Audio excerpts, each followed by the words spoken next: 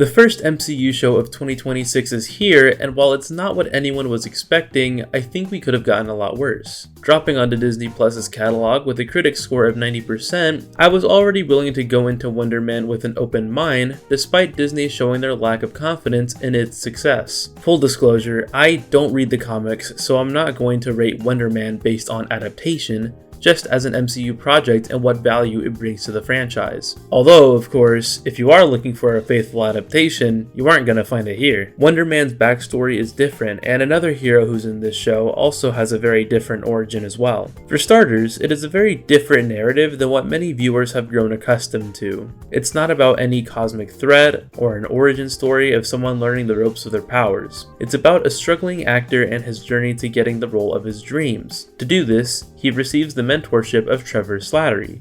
You know, that in-universe actor who posed as a terrorist in Iron Man 3.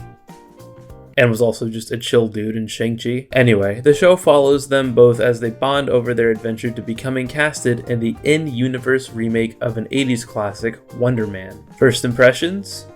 It's pretty damn good. The show is very character driven, focusing on Simon's relationship with the Wonder Man role and what kind of person his own family and Trevor see him as. He's very emotionally distant and struggles to make and hold onto connections, having severe trust issues. Over the course of the show, we get to see him overcome these traits by befriending Trevor and finally opening up to others. It's a very heartfelt story. The aesthetic is very warm and retro with a lot of song choices matching an old school vibe, but it still takes place mainly in late 2025. I didn't get a chance to look at all of the songs, but some artists I recognize are Perry Como, Willie Nelson, and Creedence Clearwater Revival, among others. One of my favorite things about this show are the references to Ben Kingsley filmography and pretending as if it were actually Trevor playing the part. The show name drops both Turtle Diary and Coronation Street, in which the same actor for Trevor was also in them. It's like if in a future MCU project they refer to Bucky as an actor and casually bring up Sebastian Stan's role in A Different Man. It was a really fun touch. They also just have celebrities playing themselves, which is also a fantastic element to really sell the narrative,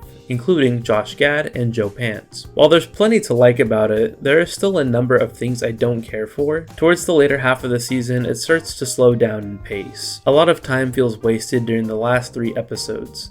It honestly could have been a 7-episode show, but they needed to stretch things out a bit, I guess. None of this is even including the very obvious trope this show follows. After finishing the first episode, you can easily guess how the show will end. I would go as far as saying that the last 3 episodes are fairly predictable. What I really didn't like was the finale. There was so much time spent on an unnecessary plot point that I feel it could have been removed altogether and very little would have changed. If it was handled better with a tighter last half of the show, I think it would have made for a more impactful experience as a whole. It's a shame because the finale felt rushed, but it's not like they didn't have time to flesh out resolutions more. I think it just feels more like a mismanagement of time. I've also been flip-flopping on how I feel about episode 4 as a whole. On one hand, the writing feels incredibly diluted and it breaks the pace of everything we've been building up so far in the season.